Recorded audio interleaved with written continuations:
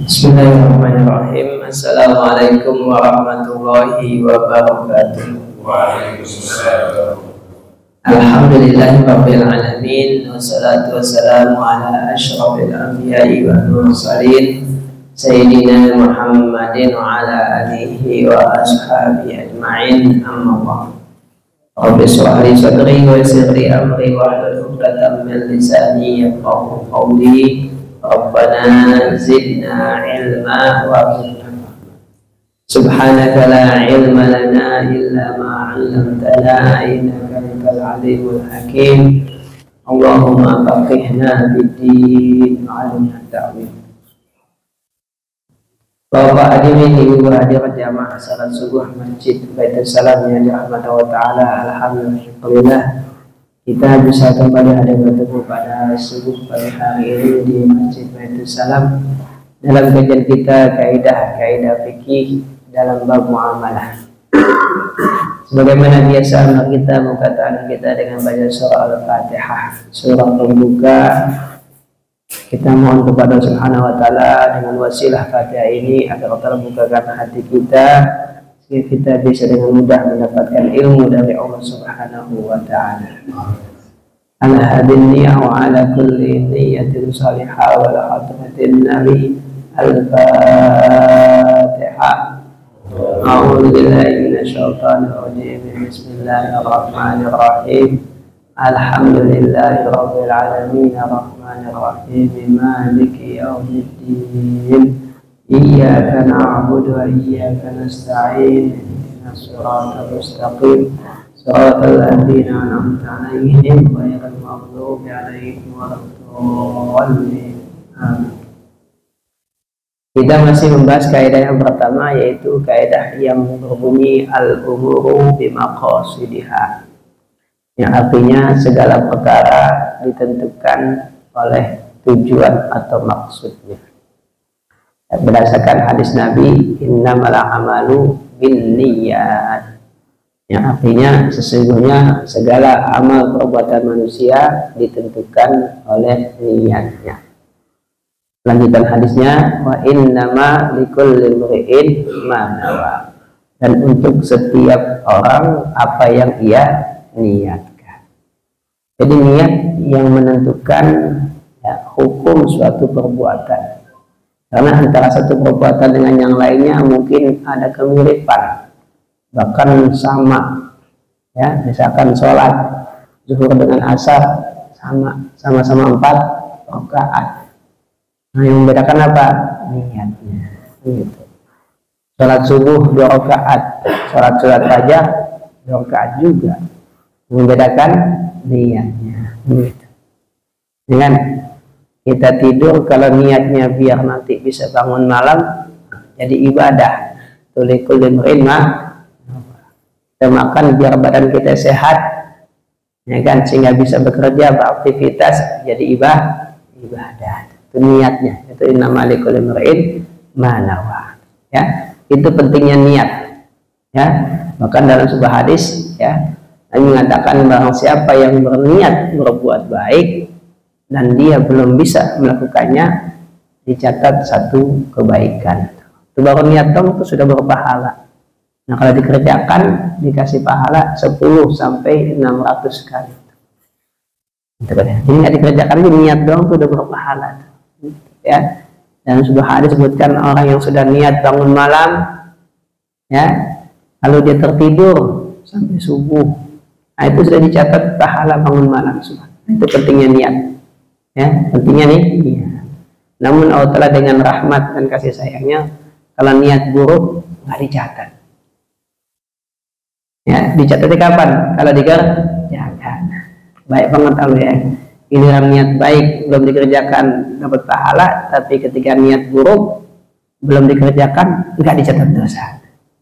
Tapi jangan sering-sering niat buruk juga ya, kenapa? Merusak hati, rusak hati ya.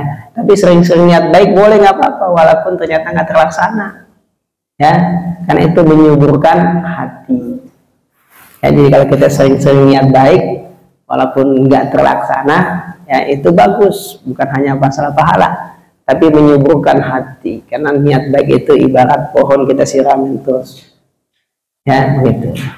Nah, berikutnya furu'ul qaidah, berapa masalah terkait dengan kaidah ini dalam bab muamalah.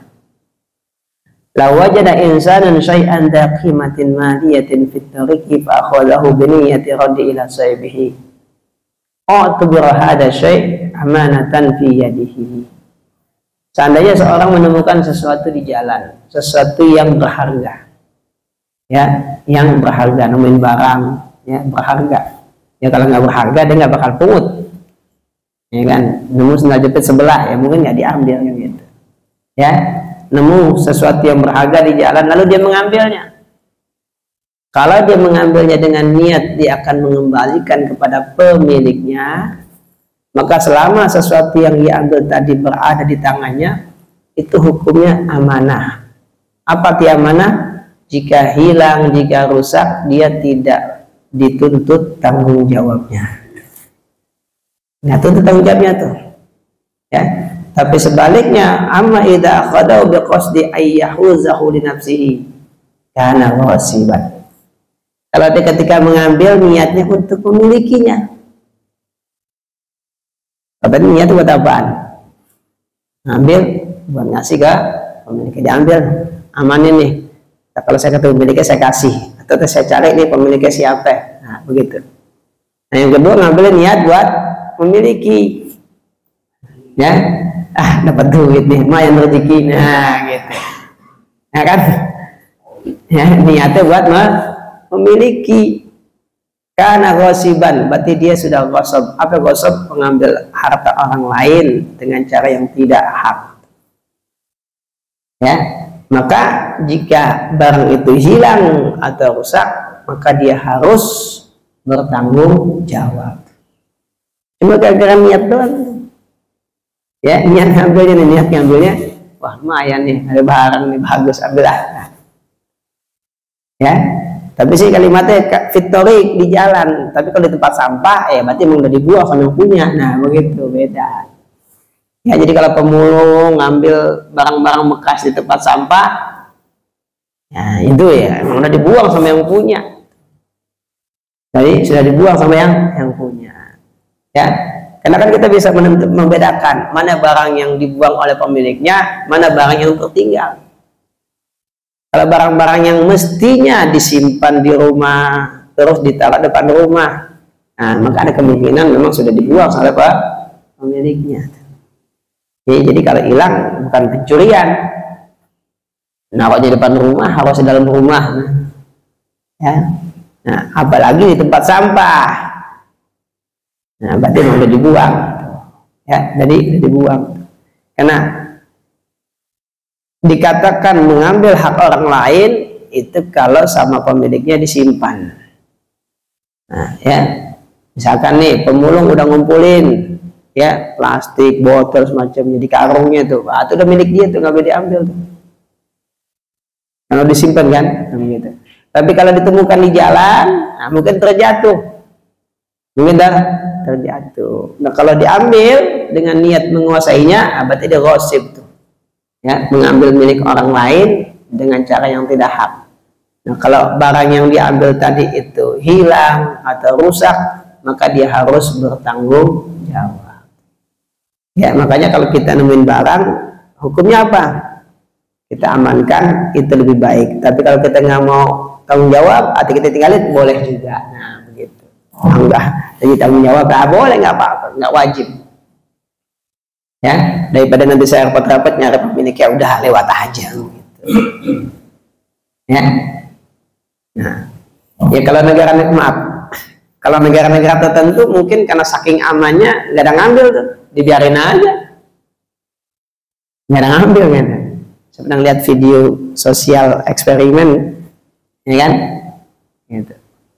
Di negara Qatar, yang bikin video bukan orang Qatar, orang dari luar negeri, Muslim yang bikin video, ya, ditaruh tas mahal, apa namanya Hermes apa gitu, tas mahal dah, taruh aja ya di bench apa di bangku taman, ya kan, dipantau dari jauh pakai kamera direkam, dari pagi sampai sore itu nggak bergerak, nggak bergeser tuh tas, nggak bergeser tuh diam di situ, ya kan? Kalau di kita gimana ya? Akhirnya di kita nih, saya juga bingung kenapa watak orang Indonesia begini ya. Ya, benar, saya bingung dengan watak orang Indonesia. Saya marahin anak saya itu, gak boleh diambil, bukan punya kamu kecuali kalau kamu mau kasih pemiliknya, segituin. Ya, kecuali tempat sampah emang dibuang, gak boleh saya bilang. Kan, rezeki, gitu kan, menurut rezeki bilang ya. Mending tambah lagi rezeki anak soleh, anak soleh.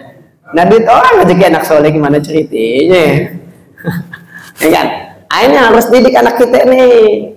Jangan ngambil kalau bukan harta milik kita, jangan, nggak boleh. Ya kan? Ini yang lebih umum lagi nih.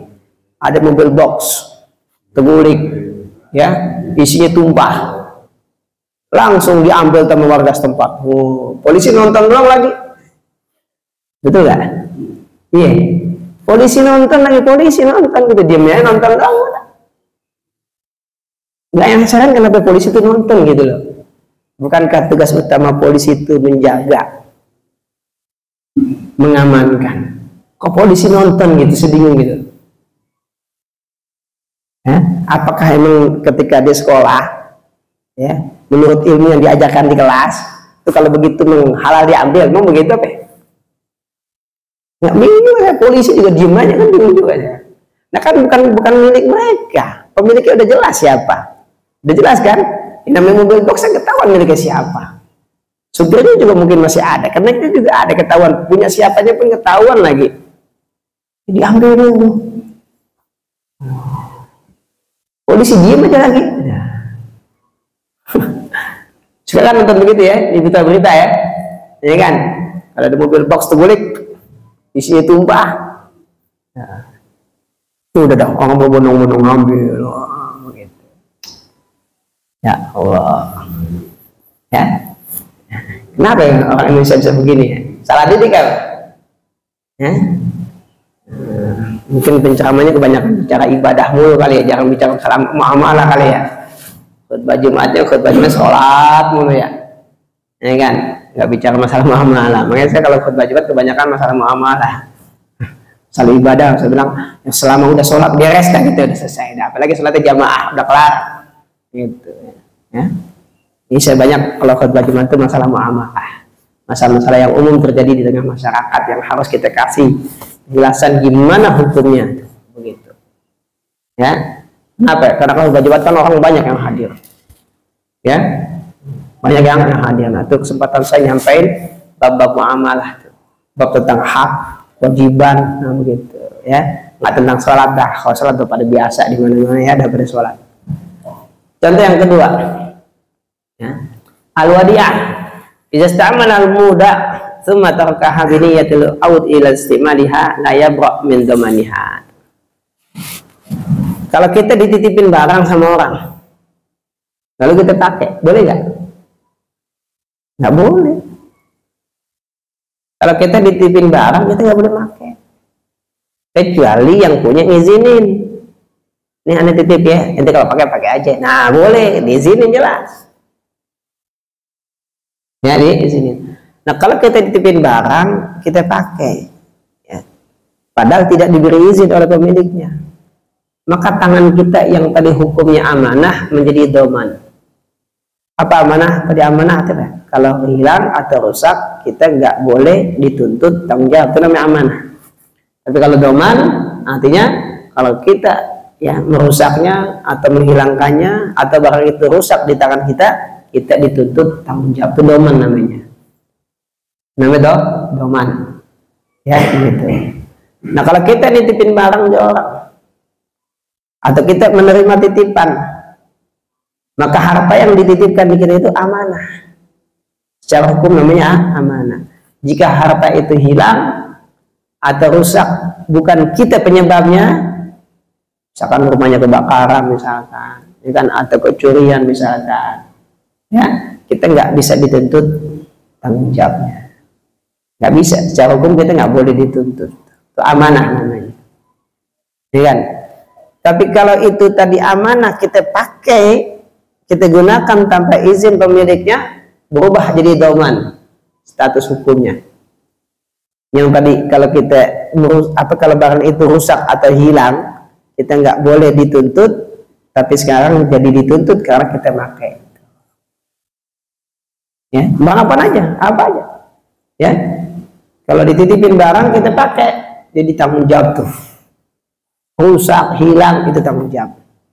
Contohnya bapak pada naruh duit di bank syariah, kan ada pilihan wadiah kan?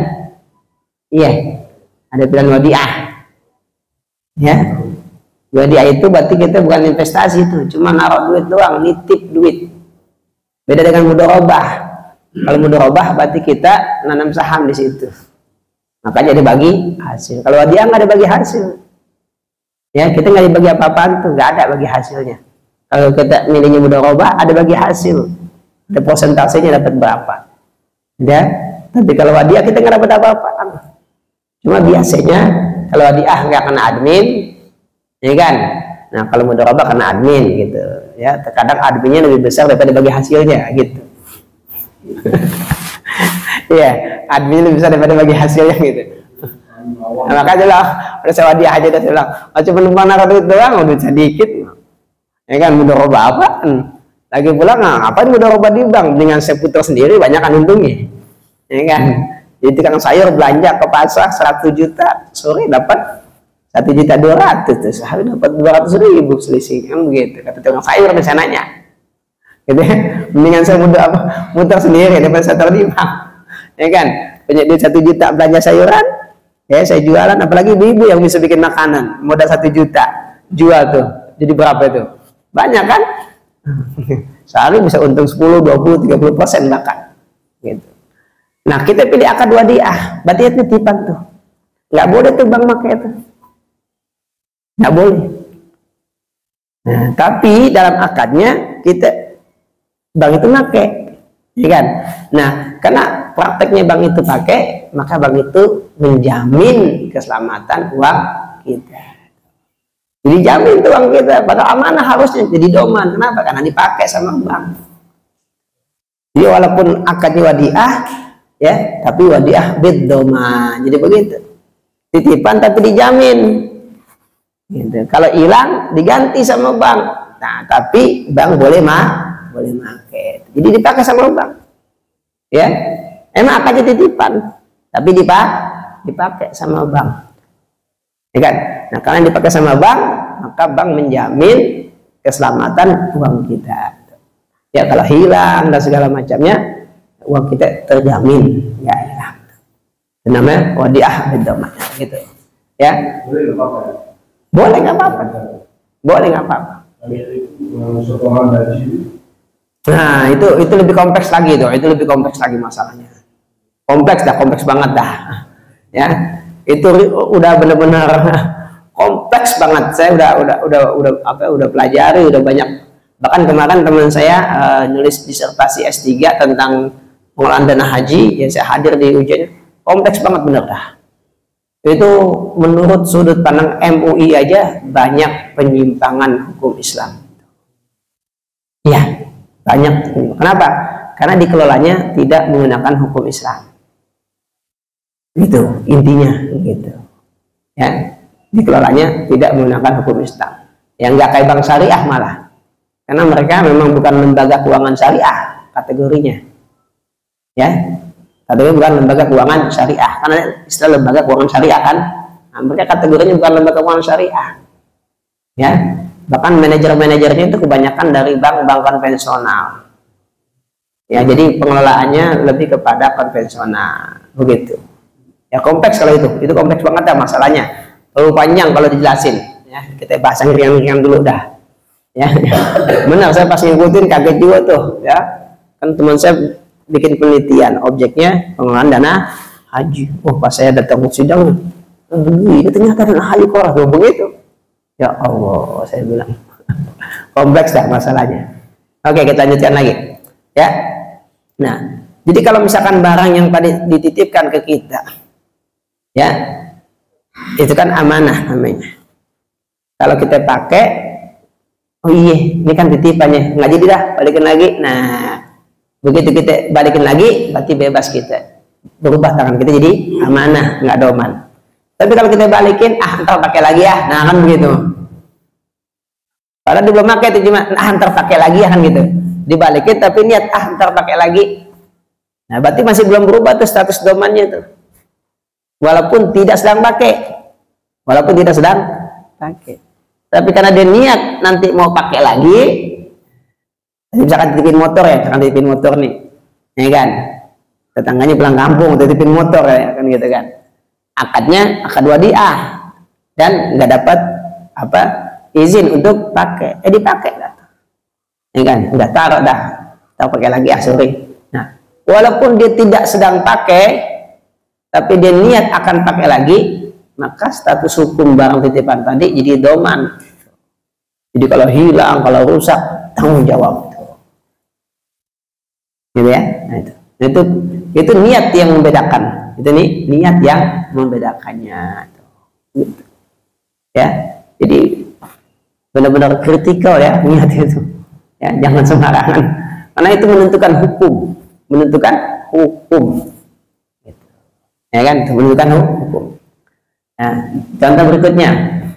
Nah, idza ishtara al-'inab biqasdil akli aw at-tijarah jazah, wa ishtarahu biqasdi ay ya'sira khamran aw yabi'uhu mimman ya'siru khamran lam yajuz. Kalau orang membeli kurma, membeli anggur untuk dimakan atau untuk dijual lagi, boleh nggak apa-apa. Tapi kalau dia beli anggur untuk dibikin khamar, dibikin minuman anggur itu kan wine misalnya kan, ya nggak boleh, haram tuh. Beli anggurnya niat buat bikin khamar atau niatnya buat dijual ke pabrik khamar, nah itu nggak boleh, nggak sah tuh belinya, ya. Atau kalau kita jualan pisau, senjata, ya kan, buat apaan? Buat orang yang sedang tawuran, nah nggak boleh tuh, ya kan. Tapi kalau kita jualan pisaunya buat ibu-ibu, ya kerja di dapur, boleh, ya kan. Nah, itu niat tuh, ya itu niat yang menentukan, bisa jadi boleh, bisa jadi enggak, karena nih niat, ya.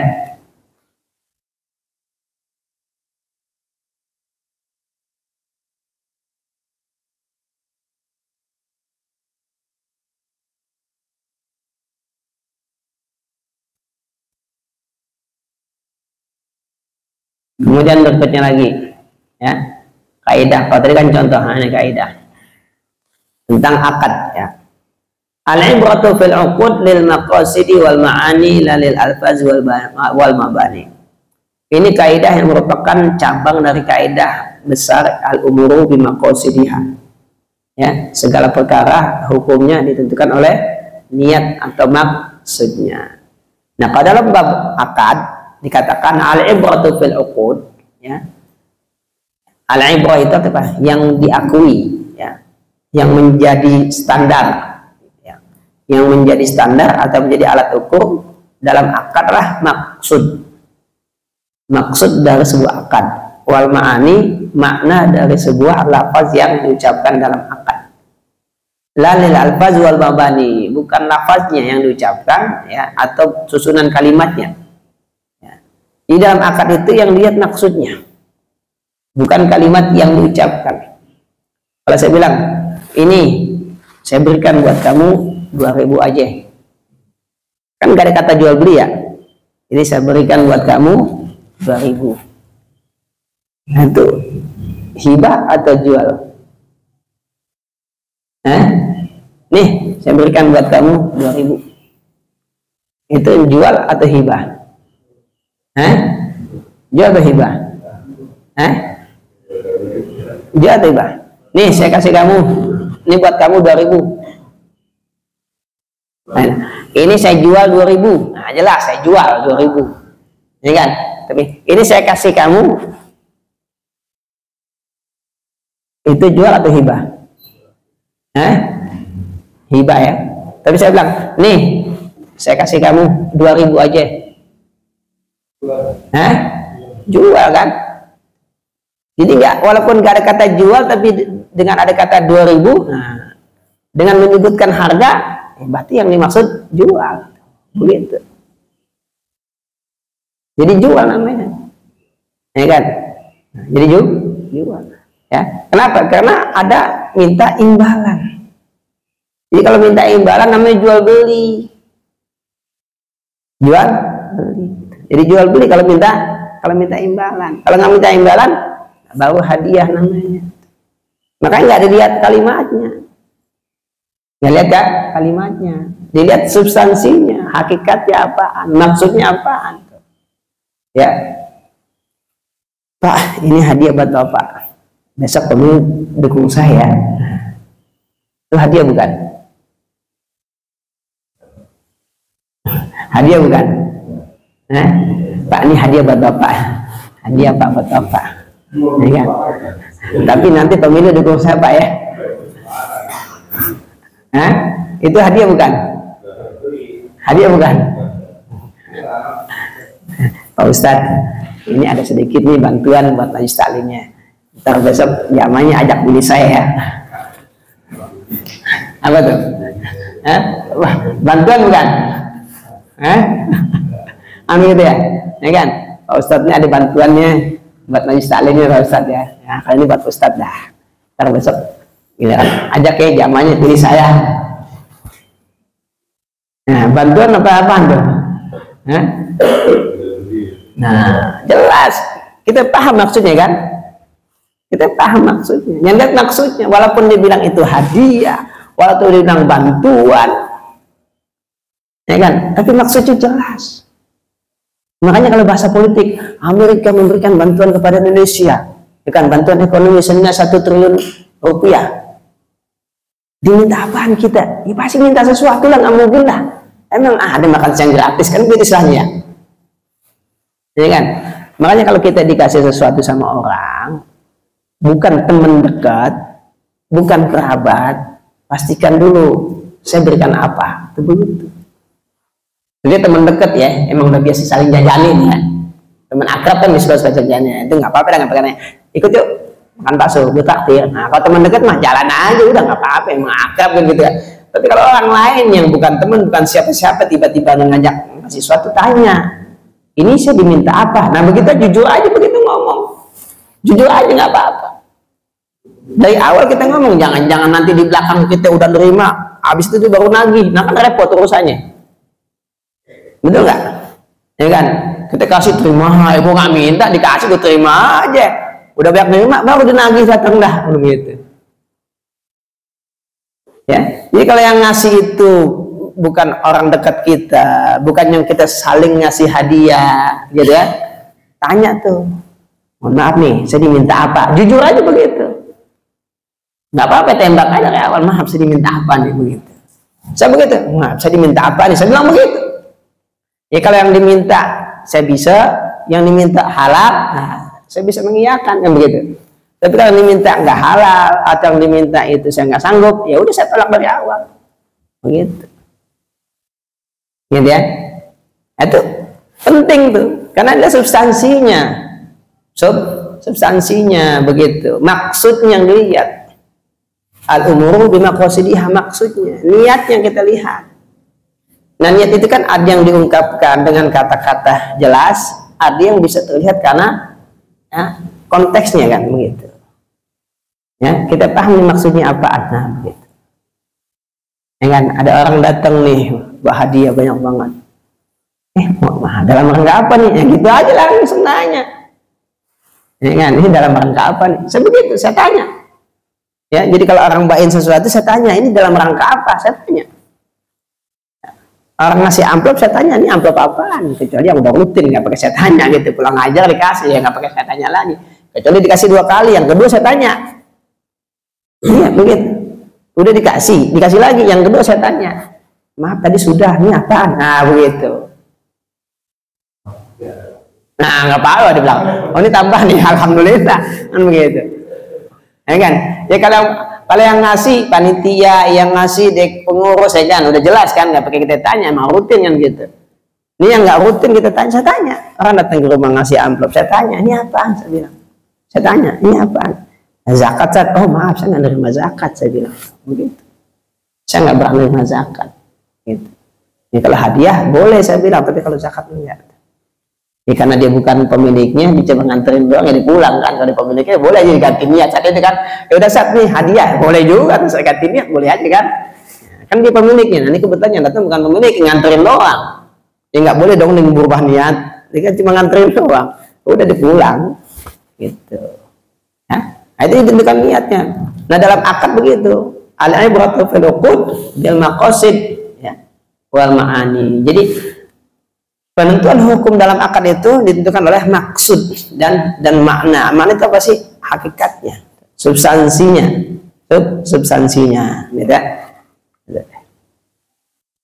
Maka kaidah berikutnya, al-uqudu tasihu bi kulli ma dalla ala maqsudiha. Ya kan? Akad sah dengan segala sesuatu yang menunjukkan maksud. Ya, artinya nggak harus dengan kata-kata nih saya jual, oke saya beli, harus. Yang penting maksudnya dipahami. Kecuali satu memang dalam bab muamalah, bab nikah. Ya, kalau bab nikah emang harus pakai kata nikah atau kawinkan itu. Itu satu doang tuh. Kenapa? Karena objeknya manusia. Nah, beda. Objeknya manusia, nggak bisa. Saya hibahkan putri saya buat kamu, mas kawinnya 10 juta aja. Nggak bisa pakai kata hibah. Nggak bisa. Ya kan? Oh ini putri saya buat kamu dah, mas kawinnya 10 juta aja. Nggak bisa. Nggak boleh. Kenapa? Karena objeknya manusia. Ya kan? Lain tuh. Kalau nikah nggak boleh ya. Kalau nikah nggak boleh. Harus pakai kata saya nikahkan atau saya kawinkan kalau bahasa Indonesia. Ya, kalau bahasa Arab ankah tuka atau zawaj tuka, nggak boleh pakai bahasa lain. Kenapa? Karena objeknya manusia. Beda. Di antara bedanya apa? Ya, kalau kita beli barang, nih saya beli, ya 2.000, terus nggak jadi, saya balikin lagi, saya minta duitnya. Selama barangnya utuh, balik nggak duitnya penuh? Balik penuh kan? Nah kalau nikah kagak. Selama udah akad, saya nikahkan, saya terima nikahnya, terus nggak jadi dibatalin, itu mas kawinnya tetap dibalikin setengah doang. Oh beda.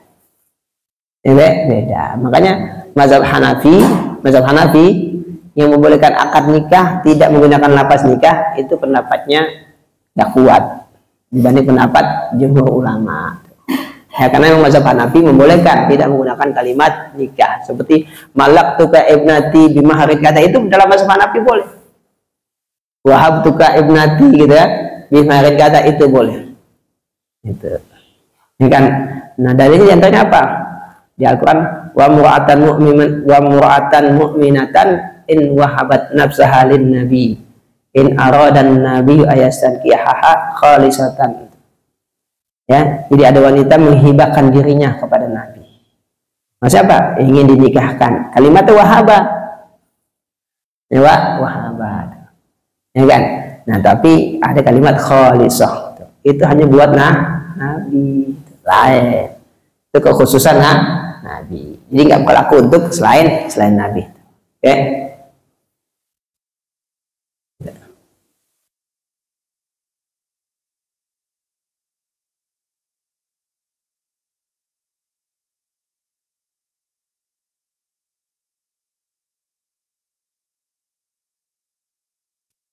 Nah, contohnya ya, tadi kan al-ibratu fil uqud lil maqasid. Di dalam akad itu lihat maksudnya.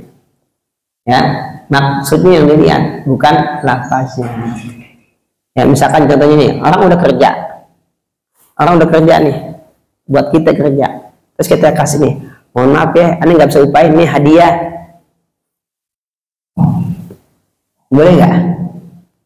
Ya nggak boleh, nah orang kerja masa hadiah. Hadiah itu pemberian tanpa imbalan, itu hadiah namanya. Ya, kalau orang kerja namanya upah, bukan hadiah.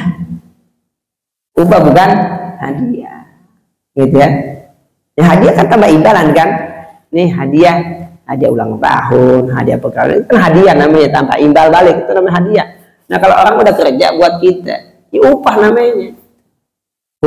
Upah. Nah ini terkadang banyak panitia kurban yang bilang, udah Ustaz kalau gitu, kalau emang nggak boleh buat upah, boleh buat hadiah nggak Ustaz? Gitu katanya. Ya kan? Jadi ini kulit sapi, kulit kambing kan kita jual, katanya nggak boleh buat upah Ustaz ya.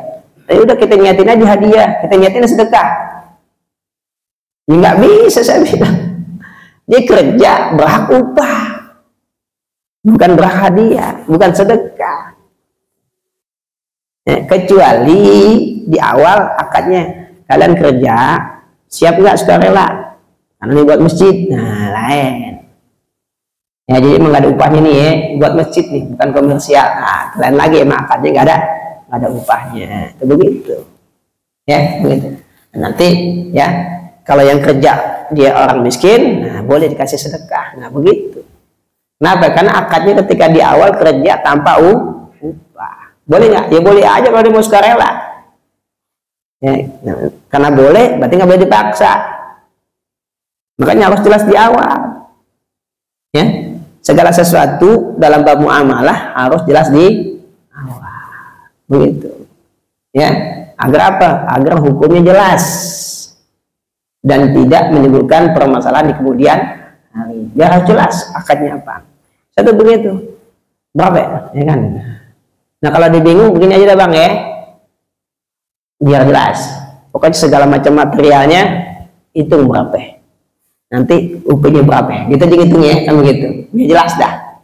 Saya kan lagi reparasi mobil nih, ya kan, mobil saya lagi reparasi, ya kan, ya cakep-cakepin dikit lah. Beli baru nggak sanggup, ya biar kelihatan cakep, biar kelihatan tahu aja dah gitu. Lama juga ya, hampir 2 minggu, karena bengkelnya kerja sendirian. Gitu. Ya udah begitu aja bang, akadnya ada bang. Pokoknya abang kerjain materialnya apa, ya kan, berapa, nanti upahnya berapa, gitu. Ya kan, kerjanya kan kelihatan tuh apaan tuh. Nah kan terkadang ada yang bingung ngasih harga, ya kan. Tapi kalau yang profesional biasanya bisa ya ngasih harga ya. Gitu. Misalkan, ini pak mobil biasanya kalau ngecat full sekian, ya kan, gitu kan. Ini kan bisa taksir tuh kan. Gitu. Kan kalau proposal kan udah bisa taksir berapa material dibutuhkan, berapa waktu yang dibutuhkan, kan kalau proposal begitu ya, dia udah bisa naksir kan. Maka itu kan harga di awal sekian pak harganya, beres pasti dapat, itu lebih bagus. Tapi kalau nggak proposal kan bingung kan, dia nggak bisa ngitung berapa cat yang dibutuhkan, ya kan, dia nggak bisa ngitung berapa lama waktu yang dibutuhkan, dia bingung tuh ngasih harga tuh, ya kan. Ya udah kalau gitu begini aja pak ya, materialnya berapa, ya kan, upahnya berapa, nah udah begitu aja bilang, ya kan, ya materialnya nih dicat berapa, beli ini berapa, bahkan sebagian barang-barangnya saya beliin, saya bilang gitu ya, nih biar saya beliin dah, atau situ yang beli juga nggak apa-apa saya bilang, ya kan, terserah mau kasih saya harga sesuai beli atau mau tambahin ongkos boleh saya gitu ya, nggak apa-apa.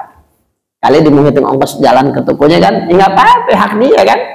Dia mau ngasih kwitansi apa adanya, boleh juga. Tuh, begitu. Ya, itu clear di awal ya.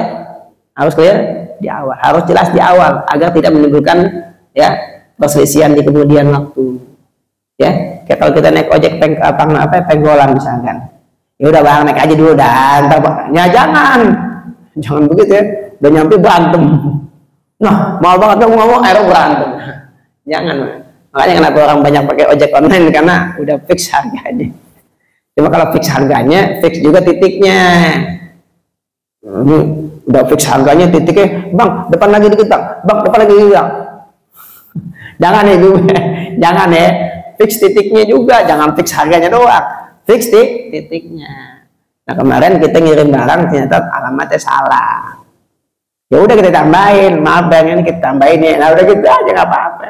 Ya kan, ternyata titiknya salah, ya kan, titiknya salah tuh, nggak nyampe, salah alamat, ya kan, telepon, oh iya pak, mohon maaf itu salah titik ya, masih ada 2 meter lagi, ini saya tambahin, nah begitu, itu hak dia ya, jangan kita minta fix harganya, nggak fix titiknya namanya itu, jangan, ya, jangan, ya, karena itu hak dia. Nah, contoh lain lagi ya, ini bab hiwalah, ya, bab hiwalah. Misalkan saya ngutang, ya kan, ke Pak Ali, ya, ke Pak Ali. Jadi Pak Ali punya hak di tangan saya, ya kan, berapa? 1 juta misalkan. Oke, berarti saya ngutang nih. Nah, lalu saya bilang, kan, nanti kamu nagihnya ke Pak Abdul ya, saya bilang, nagih ke Pak Abdul. Nah, itu kan namanya muhawat, hiwalah namanya itu.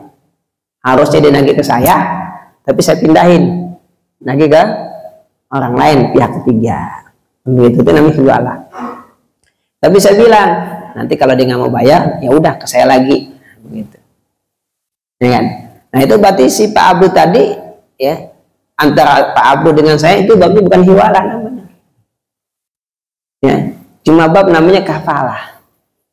Kafalah itu apa? Penjamin di saat penghutang nggak sanggup. Itu namanya kafalah. Pihak ketiga yang menjamin ketika pihak yang berhutang nggak sanggup melunasi hutangnya, maka dia akan melunasi. Itu namanya kafalah. Kalau hiwalah, begitu saya katakan utang kamu saya pindahin ke Pak Abu, itu dia nggak boleh nagih lagi ke saya. Ya, nagih ke Pak Abu, nggak bisa lagi ke saya sudah, karena utangnya udah beres, udah punya ke sana. Itu kalau hiwalah. Tapi kalau dia masih boleh nagih ke saya, itu bukan hiwalah namanya. Walaupun dia kalimatnya hiwalah. Ya. Nah, tapi hakikatnya bukan hiwalah. Kenapa?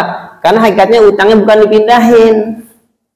Tapi ada satu pihak, yaitu pihak ketiga, yang siap menjamin kalau pihak yang berutang tidak bisa membayar utangnya. Itu namanya kafalah. Ya, kafalah, ya, orang yang menjamin, ya, utang orang lain. Boleh, boleh, ya, boleh. Kan kalau di perbankan ada namanya LPS, lembaga penjamin simpanan, yang gitu kan, ya. Tapi pas saya pelajari, ternyata LPS itu bukan lembaga penjamin simpanan, sampai dengan asuransi. Asuransi ternyata bukan lembaga penjamin simpanan, asuransi. Asuransi, jadi hakikat itu asuransi. Ya, jadi bank peserta LPS itu membayar premi ke LPS tadi. Jadi asuransi ternyata, bukan. Saya pikir memang lembaga penjamin simpanan, ternyata bukan. Nah, itu dikatakan substansi, ternyata asuransi. Ya, di bank bayar premi ke LPS, ya, sejumlah sekian. Nah, kalau banknya kolaps misalkan atau jadi kerugian, nanti LPS yang bayar penjamin, ya, uang nasabah. Tuh, begitu. Ternyata asuransi. Kan saya pernah, ini pakai narasi persimpangan sampai dengan, iya, betul. Saya tahunya memang saya pernah ikut seminarnya, ya kan, ikut seminar tentang penjaminan simpanan tadi. Saya tanya kan, oh ternyata asuransi. Oh, asuransi. Saya pikir lembaga penjamin simpanan, ternyata asuransi, kan gitu. Jadi tabungan kita diasuransikan. Gimana saya nggak detail, saya nggak tahu gimana. Yang pasti bank tersebut mengasuransikan, ya, dana nasabah. Ya, sehingga jika terjadi kerugian atau hal lainnya, itu nanti lembaga penjamin simpanan yang akan membayar, ya, uang nasabah tadi, itu begitu. Tapi substansinya adalah, ya, asuransi ternyata. Walaupun dulunya lembaga penjamin simpanan. Jadi itu bukan jaminan. Bukan. Kalau jaminan itu bukan asuransi, beda lagi. Beda, ya. Nih contoh jaminan. Saya ngutang. Nih jaminannya di rumah saya. Nanti jaminan namanya. Ya, jaminan rumah saya nih. Nanti kalau saya nggak bisa balikin, ini rumah saya jual buat bayar utang. Nah, gitu. Itu jaminan namanya. Ya. Itu jaminan. Gitu. Nah, kalau kita ada lagi, ya, di masyarakat, ya, itu apa? Pegadaian. Ya. Sehingga di masyarakat tuh pahami pegadaian tuh bahasa lain menyekolahkan sertifikat, begitu istilahnya. Ya sekolahin aja dah, begitu ya. Ya sekolahin aja. Nah sehingga ketika kita ngasih sertifikat tanah ke Pegadaian, kita nerima uang, itu yang dipahami jadi kayak jual beli. Kasih barang, nerima duit. Nah, begitu.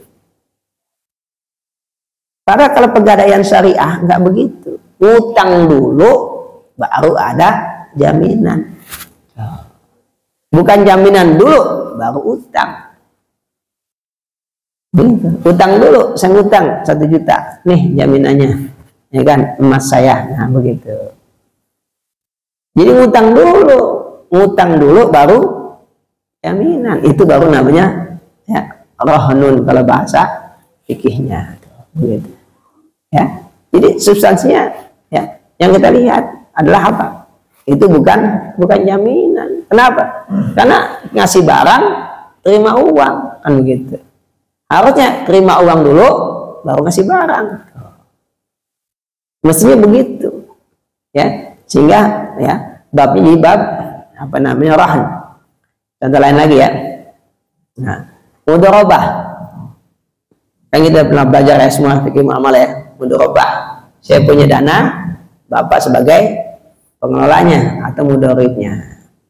Ya kan? Mudharib nih. Ya, saya kasih modal 10 juta. Ya, kamu putar, nanti setelah selesai untungnya kita bagi 2. Kan gitu. Itu mudharabah namanya. Tapi saya tambahin. Tapi kalau rugi kamu tanggung semua ya. Nah, dengan ketentuan kalau rugi kamu tanggung semua, nggak jadi mudharabah. Jadi korot namanya, jadi pinjaman. Jadi pinjaman, bukan mudharabah lagi, bukan kirab tapi korot. Jadi pinjaman. Nah kalau jadi pinjaman, benar pihak penerima bertanggung jawab atas keselamatan dana yang dipinjam, tapi dia nggak berhak mendapatkan keuntungan tuh, gitu. Jadi nggak boleh giliran rugi dia nggak mau, giliran untung minta dibagi. Nah nggak boleh. Ya. Jadi kalau kita membebankan kepada pihak mudharib, pihak pengelola, pokoknya kalau rugi kamu yang nanggung semua. Kalau untung bagi saya. Nah, itu bukan mudharabah namanya, itu qardu namanya, itu namanya minjemin. Nah, itu namanya minjemin itu. Dan tentu masih banyak lagi ya, contoh-contoh lain ya.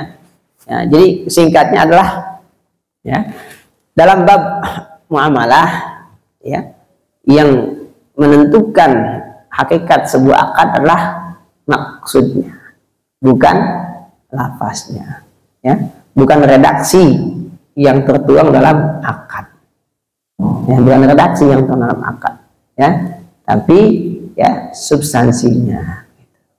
Baik, mungkin kita bisa kembangkan dalam tanya jawab ya berikutnya, silakan ya. Segmen berikutnya mungkin ada yang ingin bertanya, kami persilakan.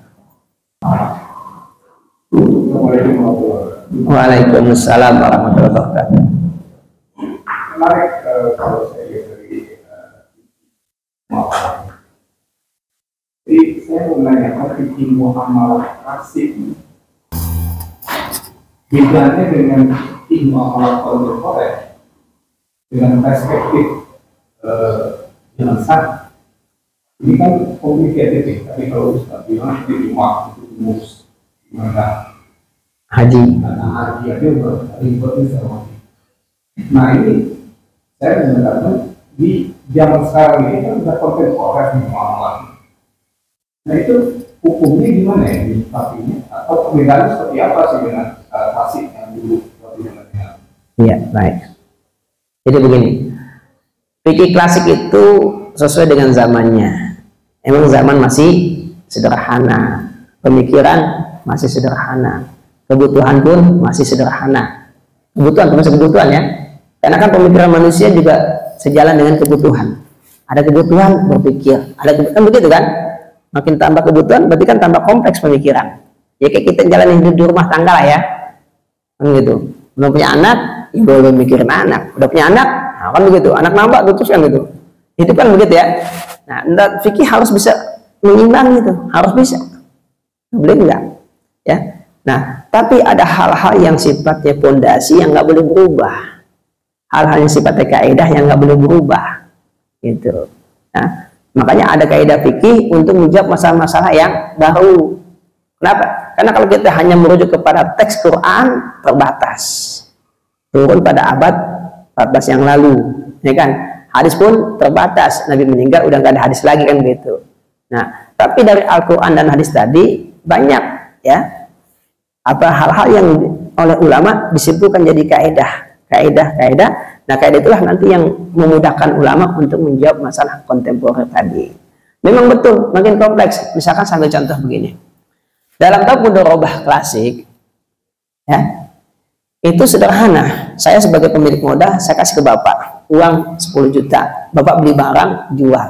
Habis pulang itu balikin modal, selisihnya bagi 2. Nah, itu sederhana, simpel.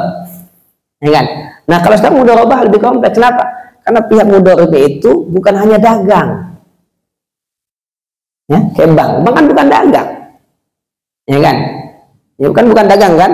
Bukan dagang dia. Diputar lagi tuh modal. Ya, dipinjemin lagi ke orang lain kan gitu. Ya kan? Dia aja dari kita dikasih lagi orang lain gitu loh. Kan sederhana ya. Misalkan A kasih B, B kasih C. Kenapa enggak A langsung ke C aja? Ya kan? Jadi kan sekarang lebih kompleks gitu. Ya kan? Dari A ke B, B ke C kan gitu kan.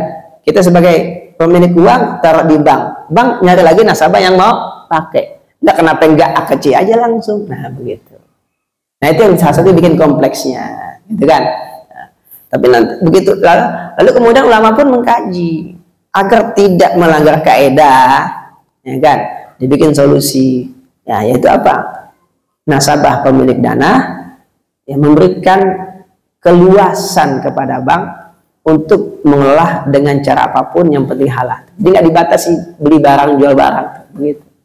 Ini namanya mudharabah mutlaqah. Ya, nah, berarti di situ bank dikasih kebebasan tuh. Akhirnya bank mudharabah lagi dengan orang lain, gitu kan? Nah, sehingga terjadilah ada selisih. Nanti bank ambil selisihnya, ya kan? Sebagian buat nasabah, sebagian buat bank, gitu. Nanti kan lebih kompleks ya namanya kan? Kalau lebih simpelnya, kenapa lewat bank langsung aja A ke C kan gitu kan? Begitu, ya kan? Nah, mungkin kenapa kok orang tetap lebih banyak milih bank daripada antara A dengan C? Kayaknya apa nih penyebabnya nih? Saya punya uang, Bapak mau nggak ngasih modal ke saya? Ya kan jarang yang begitu ya, jarang kan? Saya punya uang, saya taruh di bank, nanti bank yang ngelola. Di antara ngelola bank apa? Ya modalin lagi buat orang kan begitu. Ya dimodalin lagi buat orang. Nah, orang itu kenapa nggak langsung ke saya aja? Kira-kira apa faktornya? Kepercayaan, jaminan, gitu. Ya kan? Kepercayaan aja, jaminan. Nah, itu poinnya. Tapi jadi kompleks kan? Jadi kompleks gitu. Itu penyebabnya begitu. Sampai ke mudharabah, ya kan? Jadi nggak mudharabah sekarang tuh nggak hanya modalin orang jualan, ya kan? Ya, karena nanti jualannya pun zaman sekarang, apalagi misalkan usahanya restoran, nah lebih kompleks. Belum modal tokonya, ruangannya, ya kan? Belum modal peralatan. Nah, itu ngitungnya gimana tuh? Nah, lebih kompleks tuh. Kalau tadi kan ke zaman Nabi ya, zaman Nabi kan mudharabah, karena yang Nabi lakukan kan mudharabah tuh, ya kan? Nabi dikasih modal sama Khadijah, ya kan? Di barang, jual, pulang, nih hasil jualannya, selisihnya, lagi. Udah kelar kan? Simpel. Emang itu yang paling simpel lah, itu yang paling simpel banget lah, ya kan? Zaman sekarang masih bisa, ya kan? Tukang sayur kita tambahin modalnya, ya kan? Orang kelihatannya bagus nih, bisa modalin ya, biar dagangnya banyak kan gitu kan? Yang kemarin modalnya cuma 1 juta, sekarang bisa modal 2 juta, ya kan? Tambah banyak tuh dagangannya kan? Jadi ke pasar induk, dijualan depan rumahnya, habis, ya tinggal hitungan sorenya. Ini Bu modalnya yang 1 juta. Nah ini keuntungannya kita bagi. Itu yang simpelnya begitu. Masih bisa. Ya, kalau Bapak ngelihat pedagang-pedagang katanya jujur, amanah gitu ya, kemudian kerja bagus, boleh tuh Pak, mendingan modal di situ tuh. Benar, mendingan modalin dia ya. Selain uang kita lebih gede kan dalam ini kan daripada kita di bank, gitu kan.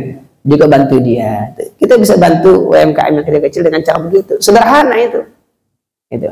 Nah, tapi kan nggak hanya itu ya, lebih kompleks lagi. Kalau haji itu kompleks banget. Kompleks banget. Simpelnya begini kompleksnya. Yang simpelnya.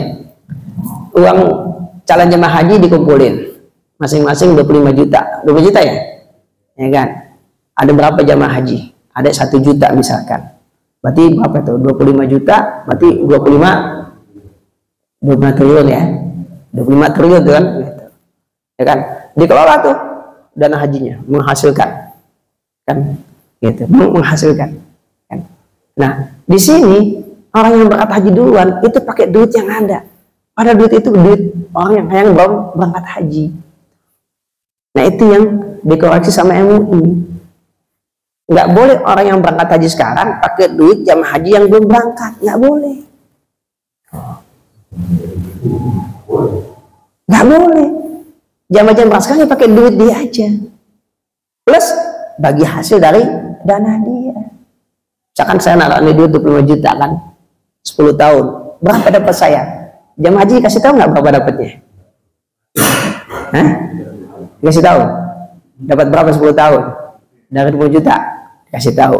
Nah itu kan tambahan uang dia tuh kan, nanti kurangnya baru nambahin. Jadi jangan pakai dana jamaah haji yang belum berangkat, nggak boleh ya kan? Begitu. Nah, ini kan pakai dana haji yang belum berangkat, itu yang paling kompleksnya di situ ya kan. Nah saya ngusulin tuh waktu istimewa ulama MUI itu di Bangka, saya ngusulin ya kan, kalau gitu jangan sistem begitu, saya bilang sistem ini aja lah, beli jasa, belinya sekarang tapi nerimanya nanti, saya bilang begitu. Beli jasa sekarang tapi nerimanya nanti, nah, kan boleh tuh ya kan, tapi harus fix harganya, saya bilang berapa. Nah itu yang susah kalau fix. Kenapa? Karena setiap tahun ada perkembangan begitu kan. Nah ya saya kesimpulan saya ini yang punya ide begini nih ya kan, ide-ide kapitalis, saya bilang ide-ide ngumpulin duit di awal. Ide kapitalis begitu ya kan. Kenapa nggak jamaah haji bayar pas hari hanya aja diberangkat?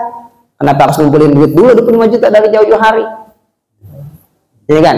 Kalau 25 juta kalau di tangan saya 10 tahun jadi berapa coba? Duit 20 juta di tangan saya 10 tahun jadi berapa? Jadi berapa 10 tahun? Yang paling gampang investasi emas dah, paling gampang 10% setahun naik minimal emas tuh, minimal 10% tuh sampai 20% terkadang, tapi rata-rata emang sekitar 15% per tahun. Berarti kalau saya 25 juta 10% setahun 2,5 juta, berarti 10 tahun minimal 25 juta jadi 50 juta minimal. Iya, 25 juta di tangan saya simpan dalam bentuk emas 10 tahun tuh minimal jadi 50 juta. Kenapa nggak biarkan itu di tangan rakyat, nyimpan sendiri ya kan, investasiin sendiri, nggak pusing-pusing. Yuk yang mau haji sekarang berangkat bayar sekian, udah kelar. Saya bilang begitu aja dah, ribet-ribet saya bikin BPK, saya bilang gitu ya kan, bikin kerjaan aja segitu. Ini otak-otak kapitalis, saya bilang nih. Ini otak-otak kapitalis. Belum lagi nanti kebijakan haji banyak sekali dipengaruhi oleh politik. Ya kan? Itu kan fakta begitu kan? Kebijakan haji banyak dipengaruhi oleh politik. Kenapa? Karena yang menentukan DPR. Ya kan? DPR. Misalkan ya supaya menarik hati rakyat diturunin lah, ya kan? Biaya haji. Kan begitu. Kalau penyelenggaranya pot-potan nggak diturunin kan begitu kan. Kan sering kan ribut kan antara penyelenggara haji dengan BPK kan gitu ya kan. Jadi yang megang duit minta nurunin, yang menyelenggarain bingung kan gitu, gimana nuruninnya kan gitu tuh begitu. Sedang kalau 25 juta 10 tahun saya ngantri nih 10 tahun baru berangkat, tapi duit di tangan saya 25 juta bisa jadi 50 juta cuma diem doang saya bilang apa, beli emas kan, beli emas diem doang ya kan, diem doang kan, beli emas kan nggak ngapa-ngapain, kagak dagang kagak. Nanti tiap tahun naik 10% emas, coba bayangin. Nah 10 tahun saya baru berangkat, apalagi yang berangkat 30 tahun, ya Allah. 30 tahun ini berapa coba tuh? Jadi 300 juta bisa ya kan? Nah itu negara terlalu pengen kontrol rakyat ya, jadi bukan penguasa, bukan pelayan lagi, sudah penguasa. Itu fakta ya. Gitu. Karena pola pikir kapitalis tadi. Saya bilang, siapa yang punya ide begini? Saya bilang, ngumpulin duit dulu, bayar dulu per juta, baru dapat antrian, kan begitu ya. Nah kalau di Mesir sistemnya namanya diundi, dikocok, yang namanya keluar berangkat, begitu. Undian di sistemnya. Cuma peserta undiannya ada syaratnya, misalkan diprioritaskan umur sekian, gitu ya. Jadi nggak ngutak, ada syaratnya, ya diutamakan umur sekian nih yang ikut undian, begitu. Tapi nanti diundi tuh. Nah kalau undi kan kita Islam undiannya jujur ya, kita tentu terima dong kalau emang nama kita belum keluar, kan gitu ya. Diundi, ya kan ya. Kalau undi kan ya nasib kan, benar-benar nasib. Keluar namanya baru contoh. Nah begitu selesai. Gimana? Kenapa? Nggak ada, BPKH nggak ada. Kalau nama saya keluar berangkat tahun ini, bayar udah kelar, gitu. Nama saya keluar tahun ini berangkat, udah gitu aja, nggak ada BPKH, kagak ada.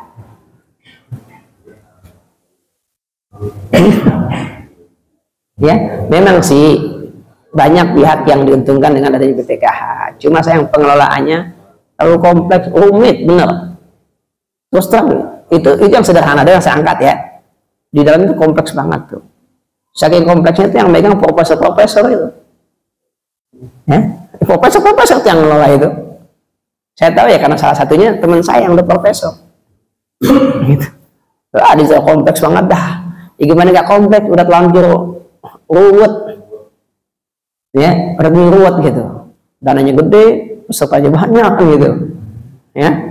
Namanya kalau kita jalan nyasar, masuk gang sempit, parkir balik susah, mundur kejauhan, kan begitu. Pernah nggak bapak kendaraan begitu? Ikutin Google Map. Pernah nggak? Ikut aja. Ya, oh, ternyata jalan sempit. Mau parkir kagak bisa, jalanan sempit pas-pasan. Mau mundur kejauhan, kan begitu. Nah itu ibaratnya begitu tuh. Mau mundur kejauhan, mau parkir balik susah.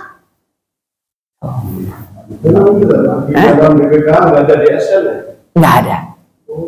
Cuma memang ada fatwa MUI yang mengharuskan BPKH ya pakai fatwa MUI, tapi ternyata nggak sepenuhnya dipakai. Nah begitu.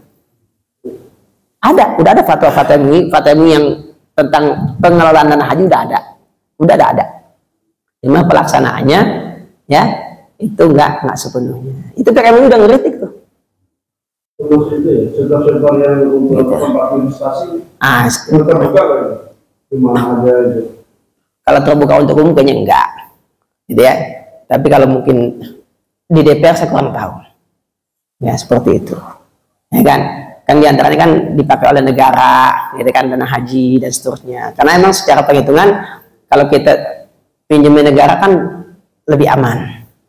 Kenapa? Negara menjamin uang kita bakal balik daripada kalau dipinjemin swasta. Gitu. Kalau di negara berarti sukuk. Iya, sukuk. Jadi ditaruh di sukuk jadinya, gitu. Ya, jadi ibaratnya kalau bilang itu, udah terlanjur jalan jauh, masuk gang sempit, parkir muter balik nggak bisa, mundur kejauhan, nah begitu. Jadi solusinya apa? Lebarin jalan, nah gitu. Lebarin jalan kan? Solusinya apa? Lebarin jalan udah, ya. Tanah orang dibayarin, tanah orang kan begitu kan, biar bisa muter balik gitu. Atau enggak apa?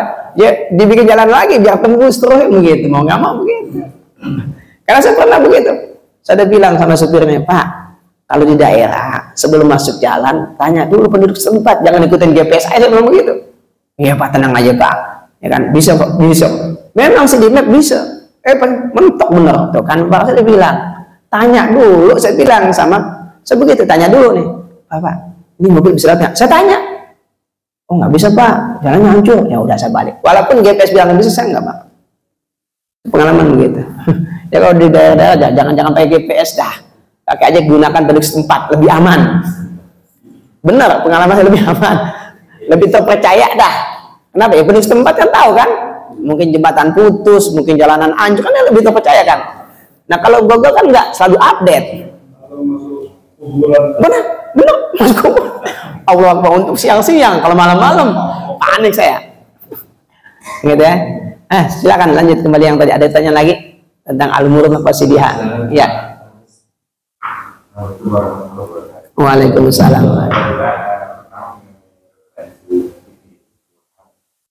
Ya.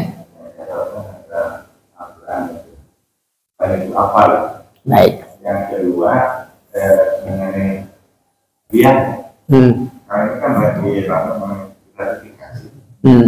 Kan itu namanya hadis juga. Oke, baik. Ya, referensi fikih yang pasti pertama Al-Quran, kedua hadis, ya, ketiga ijma, dan yang paling banyak digunakan kias. Kenapa? Karena dikatakan Quran terbatas, nggak mungkin ditambah lagi karena wahyu udah nggak turun, ya kan? Hadis pun terbatas karena udah nggak ada nabi lagi, ya kan? Sementara permasalahan hidup kan terus bertambah, ya, kompleksitas terus bertambah. Selama manusia terus bertambah, pasti kompleksitas pasti akan ada. Nah, disitulah tantangan buat para ulama. Maka di antara alatnya kias, di antara alatnya tadi kaidah-kaidah fikih. Nih, kaidah fikih yang paling banyak dipakai adalah nanti ada namanya al-uruf, ada namanya al-maslahah. Begitu. Itu yang paling banyak dipakai nanti tuh. Kenapa? Ya karena memang permasalahannya murni emang nggak ada sama sekali di Quran. Ya, nggak ada di hadis. Ini yang paling permasalahan yang ada di zaman sahabat, nggak ada zaman Nabi. Contoh yang sederhana kan masih dekat tuh, sahabat Nabi kan dekat kan. Tapi memang nggak ada masalah warisan buat kakek. Kalau buat nenek ada di zaman Nabi. Seorang nenek datang ke Nabi minta warisan, yang gitu kan. Nah, Nabi kasih 1/6. Ada hadisnya. Tapi di zaman Nabi nggak ada kasus kakek, nggak ada kasus kakek. Nggak ada kasus kakek, nggak ada. Nah, dalam kitab Tafsir Qurtubi disebutkan kasus kakek pertama itu Umar bin Khattab. Cucunya meninggal, ya kan? Nah, Umar bin Khattab tanya sahabat, ini gimana hukumnya? Nah, begitu. Nah, berarti kan mau nggak mau istihad kan? Karena Nabi udah meninggal, berarti makanya nggak ada hadisnya. Nah, itu salah satu contoh sederhana. Nah, sehingga solusinya gimana?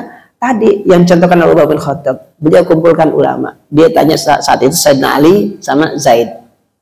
Karena itu ahli faraidnya tuh di zaman sahabat, ahli faraid, Ali sama Zaid. Itu yang paling ahli tentang faraid. Ulamanya tuh. Nah, begitulah semestinya. Jadi ulama tuh beristihad. Gitu. Kenapa? Karena Al-Quran doang nggak cukup, hadis doang nggak cukup. Kenapa? Karena permasalahan ada terus.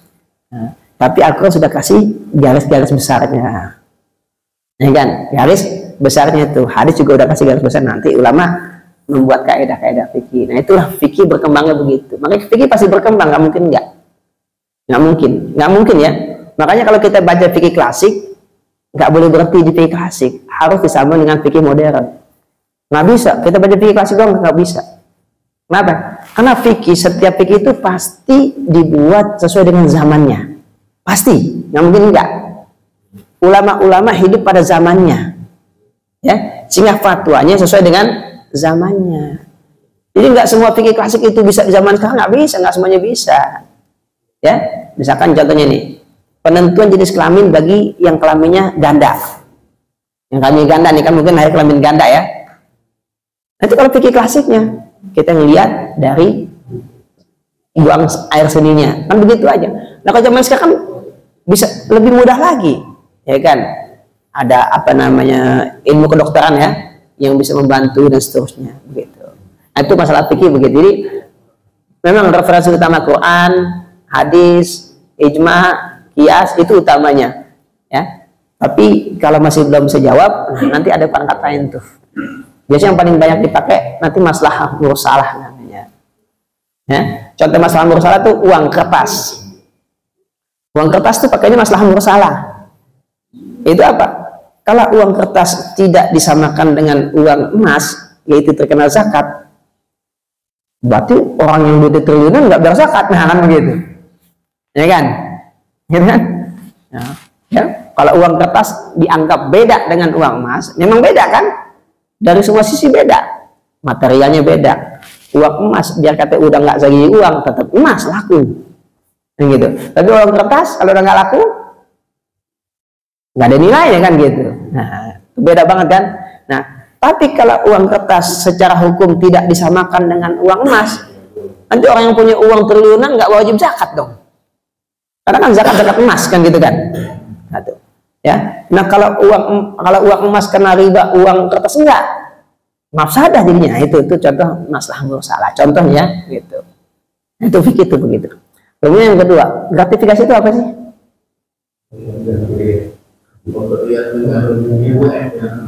Enggak, terus terang jujur, saya belum mendalami banget. Apa sih gratifikasi itu?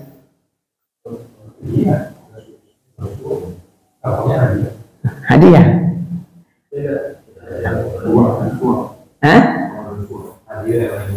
Coba.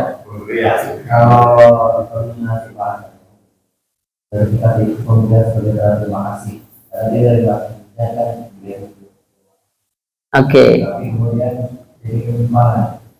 Sekarang kalau yang menurut hukum yang dikatakan gratifikasi itu apa gitu?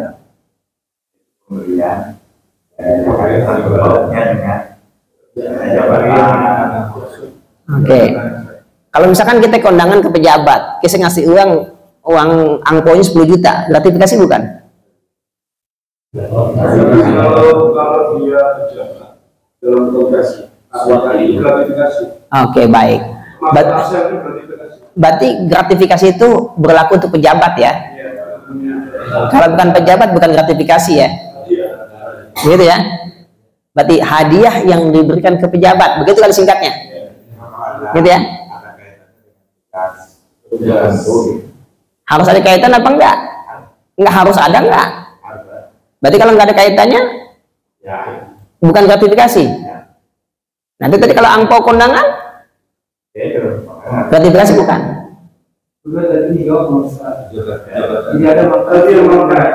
Nah, makanya kalau gratifikasi didefinisikan singkat dalam bahasa fikih hadis ada namanya hadiah buat pejabat. Hadiah buat pejabat. Nah, tuh.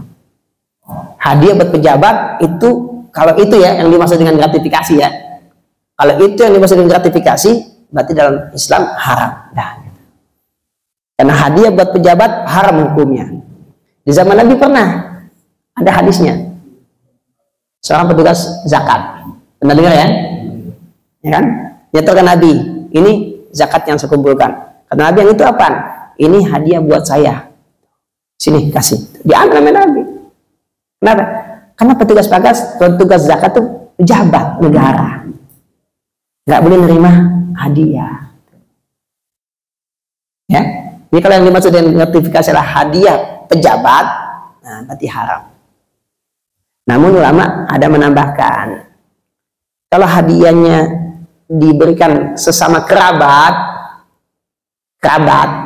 dan mereka sudah terbiasa saling memberi hadiah sebelum jadi pejabat, nah itu bisa dikecualikan. Nah begitu. Jadi kita tanya gitu ya, kalau dia sesama kerabat, ya kan pejabat juga punya kerabat dong, ya kan? Kerabat, tapi ada batasannya kerabatnya tuh, nggak kerabat jauh. Satu. Kedua, mereka sudah terbiasa saling memberi hadiah sebelum jadi pejabat, tuh, gitu. Ya, jadi tambahannya tuh udah terbiasa ngasih hadiah sebenarnya. Tapi kalau sebelumnya nggak pernah ngasih hadiah, pas jadi pejabat ngasih hadiah, nah itu termasuk yang haram. Termasuk yang haram begitu. Ya kan? Nah kalau dalam Islam nggak dibatasi sedikit ataupun banyak. Ya kan? Gitu. Mau banyak mau dikit, ya kalau hadiah yang diberikan kepada pejabat itu hukumnya haram. Udah begitu aja. Kalau itu yang dimaksud gratifikasi ya, begitu. Tapi kalau kita ada memberi dengan adanya maksud itu haram. Tergantung maksudnya dulu apaan. Waktu dia saya kuliah itu untuk meluluskan skripsi saya, waktu ACC itu saya bawa ini uang tangan. Nah, kan ada maksud saya kan saya di ACC. Maka itu kalau ada mahasiswa datang ke saya bawa apa-apa saya tolak. Apapun saya tolak. Saya tolak apapun. Bawa pulang saya bilang bawa pulang. Saya tolak. Entah kalau kamu udah selesai skripsi, udah lulus ujian, baru silakan datang ke saya. Saya bilang begitu. Iya, saya tolak. Ya kan? awas ya bawa lagi, saya bilang rumah saya nggak boleh bawa papan, saya nyediain makanan, saya bilang kamu usah bawa papan gituin. Tapi kalau kamu udah lulus, nah baru silakan datang ke saya, bawa papan, terserah dah. Kalau udah lulus saya bilang, kalau sekarang enggak, udah lulus ya, kalau lulus kan udah beres, udah nggak ada urusan. Secara hukum kan udah nggak ada urusan kan. Sekarang kan statusnya sebagai pembimbing skripsi, ya kan? Gitu. Datanglah dia buat sesuatu, apapun yang saya tolak, saya nggak kasih. Mau sekedar makanan, saya bawa pulang, saya bawa makan, saya bilang. Ya kan? Tapi buat tagihan saya itu diterima menurut saya. Ya kalau saya enggak, saya enggak, saya enggak. Jadi maksud saya ini juga berdosa enggak? Dengan begitu. Niatnya apa? Niatnya kan ada terbesit di hati supaya Ya iya, udah jelas niat ya kan. Kan tadi inama malu bin niat gitu. Ya niatnya itu. Ya, tapi kalau dia udah selesai, udah lulus, itu baru namanya hadiah. Ya kan? Udah lulus nih. Ustaz, terima kasih ya atas bimbingannya. Itu benar, udah lulus. Udah jelas gitu ya. Nah, itu baru boleh, benar ya. Nah, kalau belum lulus, saya tolak tuh. Nggak, udah bawa pulang sama saya aja, nggak boleh. Bawa pulang saya. Bawa pulang.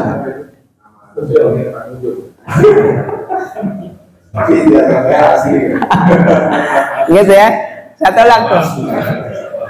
Ya, saya nggak ngeliat, pokoknya bawa apa saya tolak. Bawa pulang saya bilang. Nggak usah. Bawa pulang sana. Dapat kamu aja makan, saya bilang. Ajak teman-teman kamu makan di kosan, saya gitu nah. Bawa pulang saya bilang. Nggak usah, saya bilang. Nanti kalau kamu udah lulus baru datang saya. Udah lulus kadang datang.